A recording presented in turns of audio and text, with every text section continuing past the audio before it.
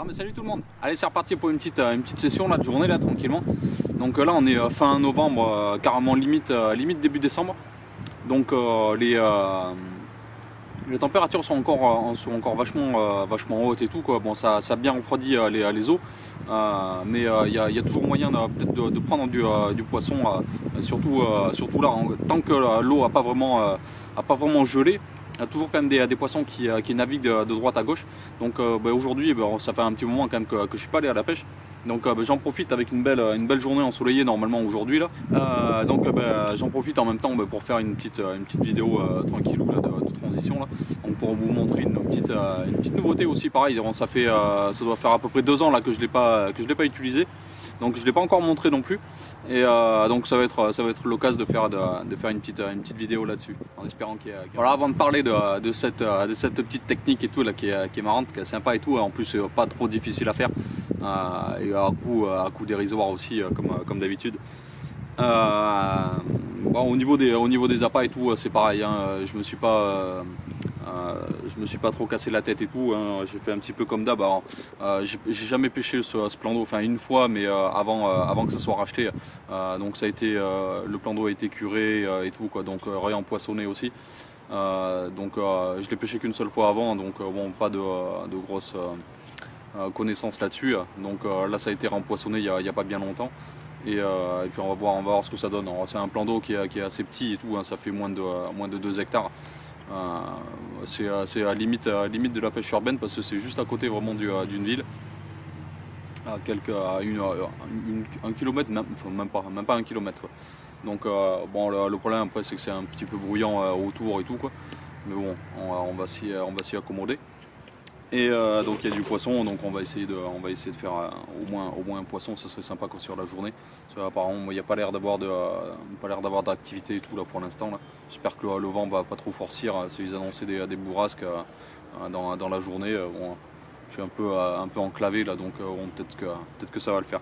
Donc enfin bon, au niveau des appâts et tout, donc vraiment très localisé, vraiment extrêmement précis, vous allez voir.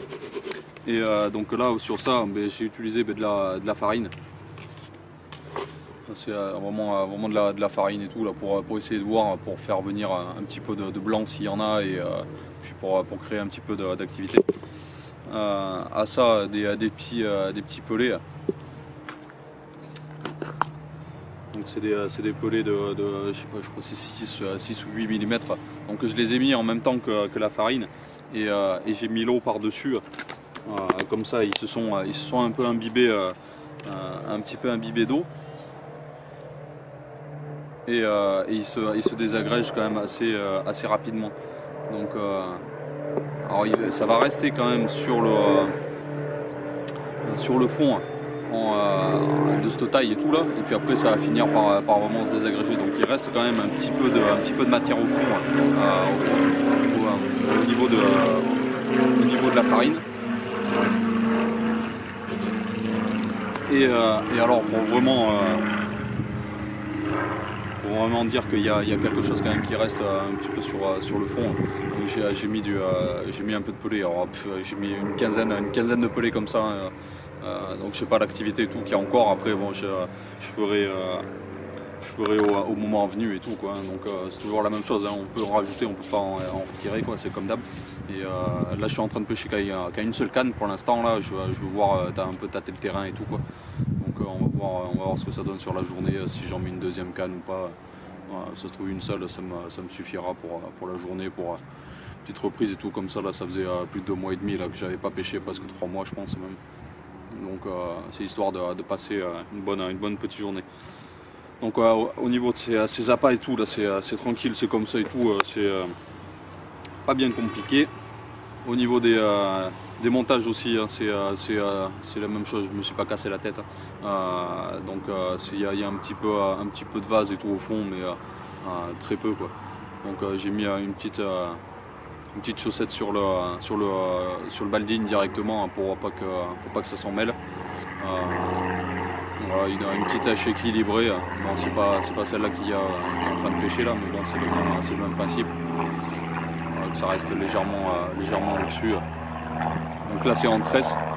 On va voir ce que ça donne, parce que je suis je suis hyper localisé et tout là.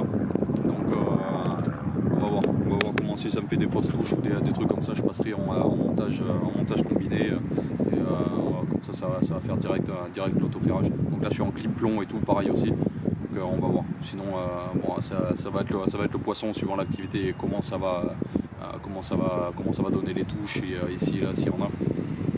C'est plus là où c'est qu'on va pouvoir affiner un petit peu la chose. Ça fait quelques minutes là que ça pêche et tout là, donc bon, toujours pas de signe d'activité. Il y a un petit peu de vent là qui brasse le plan d'eau. Et par contre là où c'est que j'ai décidé en fait de me poser, c'est qu'il y a sur ma gauche, il y a une arrivée d'eau. Il y a une petite source qui se jette dans ce plan d'eau. Donc je me suis mis à peu près à une vingtaine de mètres en fait de cette arrivée d'eau, vraiment en face de moi. Pas vraiment pile dessus et tout, mais vraiment pour que ça fasse vraiment un très léger courant. Et que ça, avec la farine et tout, avec les particules qu'il y a, ça devrait légèrement se disséminer un petit peu partout. Bon, alors ce truc un peu chelou là que je vais vous présenter, en fait c'est dérivé de la pêche au coup. Donc alors ça coûte pas grand chose et tout en investissement ni quoi que ce soit et tout, hein, comme d'hab. Et par contre voilà, ça peut rendre des services qui sont assez sympas. Et puis voilà. Alors le truc chelou c'est ça. Donc en fait ça va être une coupelle en fait, mais version 10 000 XL quoi. C'est un truc de ouf. Donc un seau et tout quoi. Alors après bon, il faut se fabriquer en fait une petite patte soit à l'intérieur ou soit à l'extérieur. Et comme là avec du tube Hiro là d'électricité. Donc à ce niveau-là, alors après je vais pas le démonter et tout pour montrer ce qu'il y a à l'intérieur, mais j'ai usiné en fait un morceau de petit bois, genre de je sais pas quoi, enfin un truc rond et tout quoi, comme un manche quoi, et que ça rentre vraiment pile poil dedans. Donc une fois après qu'il y est, on va percer ça de part en part, mettre des vis avec des boulons. Qui vont le traverser, qui vont bien le sécuriser. Donc la même chose en fait au niveau du seau. Donc pareil avec la patte qui donne comme ça pour vraiment rigidifier le tout et puis voilà quoi, pour pas casser ni refaire 10 fois la même chose. Donc avec des grosses rondelles en fait à l'intérieur ou avec pareil une patte ou n'importe, mais bon avec des grosses rondelles ça a l'air de tenir quand même assez bien. Donc l'avantage c'est qu'on va pouvoir mettre le plomb avec le montage et tout quoi, et puis l'amorce directement dedans. Donc exactement pareil en fait que comme si on pêchait en fait à la grande canne et tout, à la canne à coups et tout là. Et mais par contre voilà quoi, c'est on peut mettre beaucoup plus à bas et puis on peut être vraiment hyper précis et puis voilà, amorcer avec vraiment ce qu'on veut, hyper précis et surtout sans bruit ni rien du tout. Donc comme d'hab un truc de flottaison hein, pour cacher le tout et puis pour vraiment pour pas que ça coule quoi. Donc avec une bonne portion de mousse, ça flotte nickel et tout quoi. Même avec franchement des grosses boules d'amorce ou des choses comme ça, c'est assez intéressant. Donc le tube Hiro, pareil. Alors de ce côté, donc je sais pas si vous connaissez ou n'importe, hein, d'un côté c'est un mâle et de l'autre côté en fait vous avez la partie femelle en fait qui va recevoir l'autre bout qui va s'y enquiller dedans en fait comme ça quoi. Donc le truc c'est que si jamais on le laissait comme ça, pour le faire partir, bon ça serait pas un problème. Par contre pour le faire revenir, si jamais ça s'enlevait, là ça deviendrait un problème parce que ça se trouve ça resterait sur l'eau ou n'importe, mais bon, et même en voulant le faire basculer, ça poserait quelques petits soucis. Donc pour résoudre ce problème, alors soit j'ai déjà essayé, c'est même pas la peine et tout, n'essayez même pas et tout parce que c'est une grosse misère et tout quoi. Donc c'était de percer en fait de part en part le manchon femelle et le manchon mâle et de mettre une vis pareil avec un écrou, quoi. Donc là il vous faut suivant la dimension en fait suivant la distance de laquelle là, vous savez que vous voulez pêcher, parce que alors, ça peut être plus ou moins infini hein, la distance, quoi. C'est des brins qui font 2 mètres, mais bon déjà aux alentours des 20 mètres je pense que c'est quand même assez limite. C'est vraiment bien, parce que bon ça fait pas de bruit ni quoi que ce soit et tout, mais dès qu'il commence à y avoir un peu de vent, après ça commence à être un peu le bordel. Il faut vraiment gérer en fait plus ou moins la dérive et tout. Il faut être vraiment super patient. Clairement, je vais vous montrer ça vite fait et tout juste après. Donc pour éviter en fait que ça tourne et puis bon qu'on galère ou quoi que ce soit et tout, c'est bon avec le vis qui passe de part en part. Après quand on retire ou soit quand on tire et tout, on arrache l'herbe ou enfin bon, c'est une galère. Donc je savais pas trop comment faire, et puis après bon ça m'est venu à l'idée d'utiliser en fait des petits machins comme ça. Alors vous avez sûrement dû le voir soit sur les bed chairs ou les level chairs ou pour les rames en fait aussi de bateaux, des choses comme ça, des trucs qu'on emboîte. Des trucs qu'on emboîte comme ça là, on appuie. Et hop, ça vient se verrouiller en fait. Et donc là, avec un gros, un trou qui est à peu près du même diamètre en fait que la tétine, là, que le clips. Je sais pas, je connais pas le terme exact, quoi. Je me souviens plus. Donc je les ai trouvés, bon, pas sur internet, mais par contre en magasin de pêche. Donc en trouvant un petit clips comme ça là. Vous allez comprendre. En trouvant un clips comme ça là, en fait c'est ce qu'il y a comme dans les tubes de level chair ou bed chair ou des choses comme ça ou de rame. Donc ça fait un petit peu ressort. Et donc en l'insérant, je sais pas si on va le voir, ça m'étonnerait. Enfin bon, on va faire à peu près on va le schématiser, quoi. Donc ça, en le faisant rentrer à l'intérieur, ça fait le ressort. Donc ça fait le ressort. Quand on veut le mettre dans la partie femelle, ben on n'a plus qu'à y appuyer dessus, à le faire rentrer, à le faire tourner un petit peu pour que ça tombe en face. Et paf, après là c'est verrouillé, là ça craint plus rien. Bon, tant qu'on n'y tire pas comme un bœuf non plus, hein, c'est comme d'hab. Mais bon, pour ce qu'on y a à faire, ça résiste absolument comme il faut. Et puis on enchaîne. Après, pareil comme à la coupelle pour la pêche au cou, on fait coulisser ça tranquillement sur l'eau. De l'autre côté, ben c'est pareil, on recommence avec une partie femelle qu'on a percée, et ainsi de suite. Et pour ramener, c'est pareil, on y va tranquillement, et puis on le déverrouille, on laisse ça de côté, et puis ça marche nickel. Dans l'ensemble et tout, ça marche bien pour les petites distances, ou soit comme là 20 mètres, je pense que c'est le maximum, surtout quand il y a un petit peu de vent et tout. Vous allez voir sur la prise de vue, tout là, que j'ai fait pour poser la canne. Voilà, il faut être assez patient et puis prendre en compte la dérive par rapport au vent. Mais une fois qu'on a capté ça et puis qu'on est assez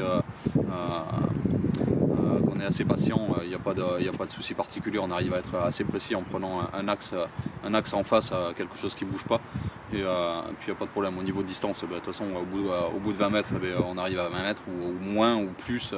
Voilà. Pour finaliser ça, donc alors, le tubiro il flotte, donc bon, c'est pas un problème, on pourrait le laisser comme ça. Par contre, moi je préfère assurer le coup. Donc là je sais pas si pareil aussi on va pas pouvoir le voir, je pense, mais ouais, je pense pas qu'on arrive à le voir. Donc à l'intérieur en fait j'ai pris un morceau de mousse flottante, pareil, et bon, c'est pas celle-là et tout, c'est pour montrer. J'ai pris un morceau de mousse flottante, je je l'ai percé de part en part pour faire des petits tubes. Et puis je les ai rentrés dedans. Donc là-dedans, je sais pas, j'en ai mis 3 ou peut-être 4, je me souviens plus. J'ai mis 3 ou 4 petits boudins de mousse flottante pour vraiment assurer le coup et que ça soit vraiment hyper flottant. Ça force pas trop quand on veut l'orienter. Voilà, c'est histoire d'assurer le coup, de ne pas laisser des merdes au fond de l'eau. Bien que ça flotte, mais bon, quand même, c'est dégueulasse et tout de laisser des trucs si jamais il arrive un souci, quoi. Et puis voilà le truc chelou et tout, mais par contre c'est assez bien, quoi.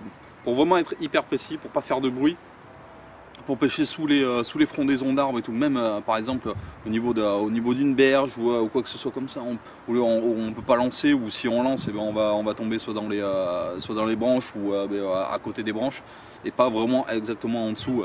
Donc sur des petits canaux, des petites rivières, des choses comme ça, ou vraiment sous des frondaisons d'arbres, soit sur la berge d'en face, mais si ça fait par exemple une vingtaine de mètres ou même un petit peu plus, ou sur le côté des berges, des moments où on a des arbres qui surplombent, et des fois ça peut être intéressant en fait de chercher les poissons en dessous, et puis voilà, c'est assez sympa. Après la petite précaution, c'est surtout un peu comme un bateau amorceur, hein, c'est pareil. Donc on essaye de tendre légèrement le fil en essayant, soit on enlève le retour, l'anti-retour et tout, quoi. Donc comme ça la manivelle va tourner dans l'autre sens, ça évitera que ça fasse vriller trop le fil. Après on peut laisser le frein ouvert aussi, pareil, mais là par contre ça va faire vriller le fil. Sinon on ouvre carrément le pick-up et on essaye de garder soit une main dessus et puis y aller tranquillement, ou soit carrément on le fait avancer, puis après on retire le fil au niveau de la canne du moulinet. Il y a juste ça. Et la deuxième chose en fait qu'il faut faire attention, c'est la place là où c'est qui est le fil, quoi. Parce que si il arrive du côté gauche et que vous tournez dans le mauvais sens, vous allez vite comprendre que le fil il va tomber quand vous allez retirer la perche et tout, retirer la poubelle. Bien sûr vous allez tirer le fil en même temps, quoi. Donc le tout c'est de voir là où c'est que le fil, s'il arrive vers la gauche ou s'il arrive vers la droite. S'il arrive vers la gauche par exemple, vous tournez sur la gauche aussi, et puis basta, quoi. Le montage il tombe, le fil il reste sur le côté, vous tirez la coupelle dans le sens inverse du fil, et puis là ça se passe nickel, quoi. Pose hyper précise, et puis voilà, il n'y a rien de sorcier là-dedans. Le tout c'est il fallait y penser, et puis essayer de trouver des choses comme ça, quoi. Et ça c'est le principal, quoi. Après le reste c'est pas du compliqué, mais le tout c'est de trouver ces petits ressorts. Alors voilà tout ce que je pouvais dire jusque là, c'est déjà pas mal. Puis maintenant ça va être de l'attente. J'espère que ça va déclencher au moins une ou deux touches et tout, quoi. Parce que là il fait beau, il y a un peu de vent quand même qui brasse l'eau, il n'y a pas beaucoup de fond. J'espère que le poisson sera un petit peu actif, quoi. Bon, la journée n'est pas finie, mais bon, voilà, quoi. Je suis arrivé sur le coup des 9h, hein, installé sur le coup des à peu près 10h. Ça laisse à peu près 8h, 8h30 de pêche. Bon, peut-être un petit peu plus et tout, mais après bon, il fait nuit, après c'est un peu galère. Et puis voilà, quoi, on va voir ce que ça donne sur la journée, voir si on peut déclencher une touche. Et puis enfin bon, le but c'était vraiment de sortir en fait de la maison, et puis montrer une petite astuce tranquillou, quoi. Allez, on voit ça.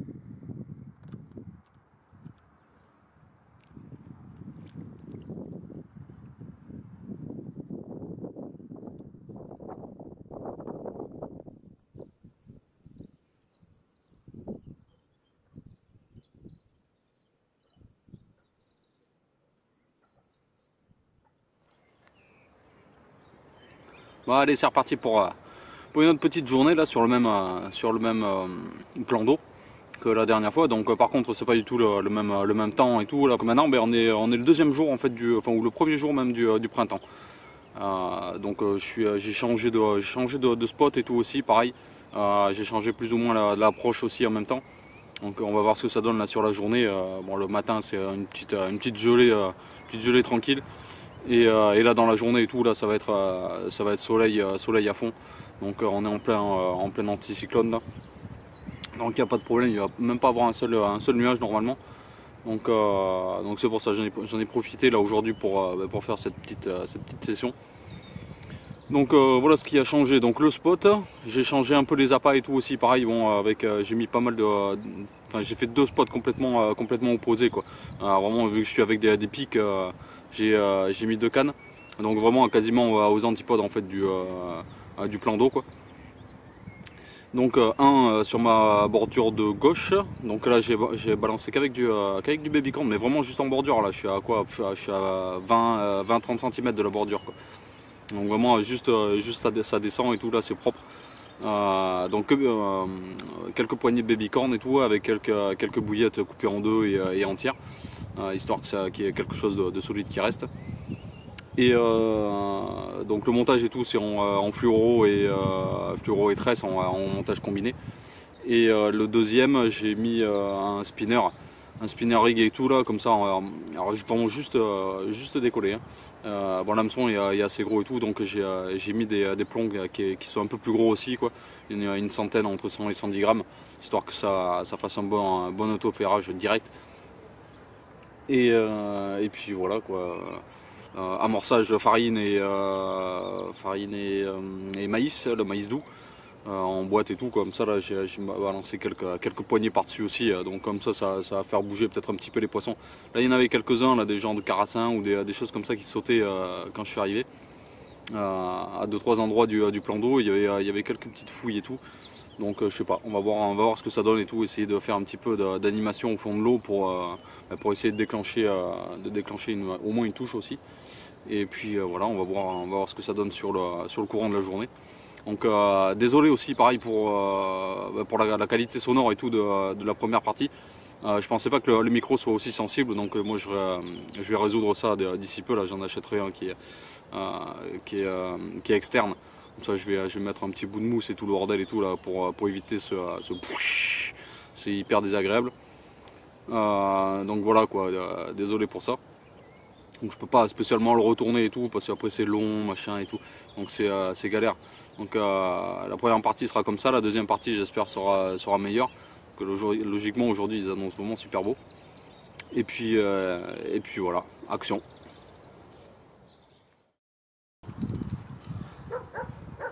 Bon ben voilà. Comme quoi il fallait persévérer un peu.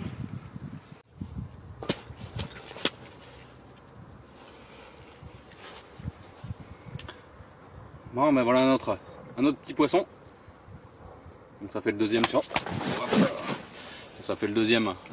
la journée. Une jolie petite miroir. Tranquille, prise en bordure et tout, là aussi c'est pareil. Alors c'est pas parce qu'on pêche la bordure qu'on peut pas utiliser en fait cette technique. C'est-à-dire que là je dois être à peu près une vingtaine de mètres du spot là où c'est que j'ai amorcé et tout, où je sais que je pose la canne. Par contre je déroule en fait juste le fil avec la coupelle XXL, donc à une vingtaine de mètres, donc ça évite en fait d'être vraiment pile poil sur le devant en fait du poste. Donc comme ça au moins ça évite je vais juste pour poser la canne quoi, je sais pas, je vous dis à peu près à une cinquantaine de centimètres, à peine un mètre hein, même de la bordure. Donc rien qu'avec la perche et tout là, hop là j'amène ça, je le vide et ça fait pas de bruit ni rien et tout de pas. L'eau elle doit être à 1 mètre de profondeur ou un truc comme ça, juste en bordure là où c'est que je pêche. Donc s'il peut qu'on fasse du bruit ou quelque chose comme ça, bon c'est se ruiner la pêche quoi. Donc là s'il y a des poissons qui est plus ou moins en maraude et tout le long des bordures, ça permet de déposer ça assez proprement en plus et sans bruit. Donc apparemment bon, ça a payé bon 2 fois. Là, après c'est comme j'ai dit plusieurs fois et tout dans certaines autres vidéos, sur le coup du printemps là c'est vachement délicat quoi. Parce que là la journée en plus là il n'y a vraiment pas de fond, il y a 1,80 m, 1,90 m de fond sur tout le plan d'eau. Donc là avec la différence de température en fait entre le matin et l'après-midi, enfin surtout avec le soleil qui tape comme ça. Donc je pense que l'activité est plus le coup du matin et peut-être le coup du soir, voire carrément dans la nuit. Là la journée les poissons doivent plus ou moins stagner en fait, soit entre les deux eaux ou peut-être un peu en surface. J'ai essayé d'un petit peu au pain mais y a rien, ça n'a rien donné. Donc ça doit se dorer plus ou moins la pilule en fait au niveau du soleil. Et le soir après faire tout ce qui est bordure et autres, enfin pour s'alimenter quoi. Donc c'est un peu ce qui est délicat au niveau du printemps. Bon on va pas se plaindre et tout, il y a quand même déjà deux poissons sur la journée, j'aurais pu rien faire comme la dernière fois. Donc on va voir comment ça donne et tout. Il doit me rester je sais pas une heure et demie peut-être. Donc c'est sur ces quelques mots et tout que je vais vous souhaiter bonne pêche pour les prochaines sessions. Moi je vais essayer de refaire ça, de refaire plus de sessions cette année et tout. Bon ça va être au coup par coup, j'en sais rien, je sais pas du tout encore pour l'instant et tout. Donc j'espère que ce sera plus que l'année dernière. J'en ai pas fait à partir de septembre, c'était quasiment fini. J'ai quasiment pas bougé. Donc on va voir ce que cette année 2019 va nous réserver. Pareil, je vous souhaite bonne année 2019 et tout en passant parce que j'ai pas fait de vidéo entre temps. Donc voilà. Donc on va remettre ce poisson à l'eau. Je vais continuer la session et tout tranquillement. S'il y a des poissons, je vais vous les présenter.